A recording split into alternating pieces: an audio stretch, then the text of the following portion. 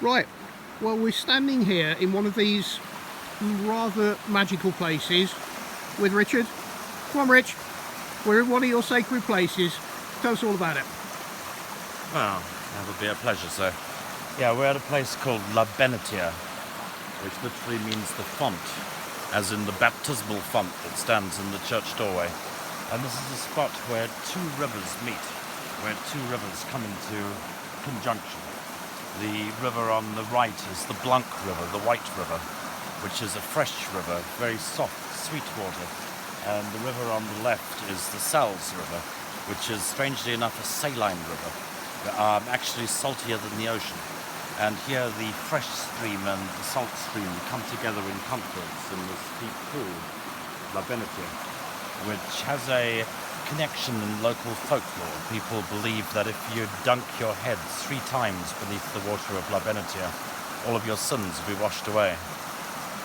And we believe this legend, the folk legend of the that your sins can be washed away by La Benitier, is a reflection of real history, of something that happened here a very, very long time ago. Because on the corner, on the conjunction of these two streams, there's a very old ruin hidden up there in the trees. You can just see the worked stones. And we think that this was a church or a sanctuary or some kind of chapel, possibly in all the way far back in Roman times.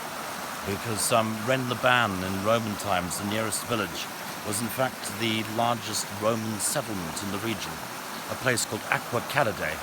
And it was important to the Romans largely because of the salt.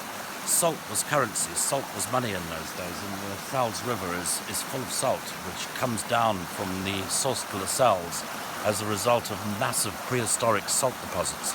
This was the bottom of an ancient ocean millions and millions of years ago, and the Romans came here for the salt and for the iron that's in the hills, the iron that gave them their shields and their swords and their spears and helped to arm the centurions. And the myth that's handed down to us, which is something called the Golden Myth of Vorazin, is that allegedly in 7 AD, 7 years after the death of Christ, it is told that a boat without oars or sails came from the Holy Lands and came ashore in Sainte Marie de la Mer. And this boat was supposedly carrying Mary Magdalene and Martha, the sister of Lazarus, and Lazarus himself. And in some accounts they also say that Christ was on board the boat, but that depends on whether or not you believe that Christ died on the cross. But the story is that the Holy Family then came inland and came here to what was the largest Roman hub of the period and began a baptismal cult that operated at this very site.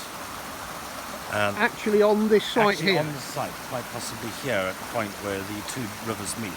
So you're actually saying that where you're standing now, you're standing in the footsteps of people who were here 2,000 years ago doing exactly what you're doing, walking into the river? Quite likely. Okay. And what's the connection? What are you holding what there? I'm What's holding going on here is a 12th century bronze depicting Mary Magdalene herself. Okay. So this is a 12th century bronze, which is pretty much older than all of the castles in the area. Not so old as the actual story itself, which, like I say, dates back to 7 AD.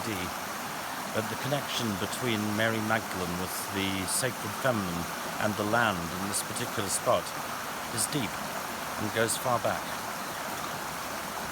Okay, and the tradition, what would they be doing here? Are you saying it's a font or a baptismal place? Is it as simple as you go in it and you immerse yourself, or you dip your object in it? Well, many of the proto-Christian communities and the communities that gave rise to the Cathars, to these the heretics of the south of France, talk about baptism in living water. They did not worship in churches, but worshipped in the nature, in the trees and in the forests. And rather than baptism from the baptismal font, this notion of baptism in living water would imply that they literally baptized their adherents in the river and plunged their heads under the water, potentially 3 times. This is where we get the surviving myth of if you dunk your head 3 times beneath the water, It'll wash away your Okay. sins. So has Mary got to go back in the sacred river? I think we need to at least wash her 3 times. Three times? Probably in the baptismal font. Well, it's And I should also add that this is a myth, the golden myth of Vorazin. None of us are sure whether Mary and Christ were actually here. The story's been hijacked by all kinds of people, by various modern New Age communities, but also by the Dominican order, the people who gave us the Inquisition, amongst other horrors. The Dominicans insist that they have the body of Mary Magdalene, which is currently bound in silver in the Cathedral of St. Bains. So there's an awful lot of folk who've tried to use this myth to give credence to their own movements. In all likelihood, a proto-Christian community, an early baptismal community, did exist here. And in all likelihood, early Christian missionaries would have come here simply because it was one of the largest hubs of the Roman Empire at that point in time.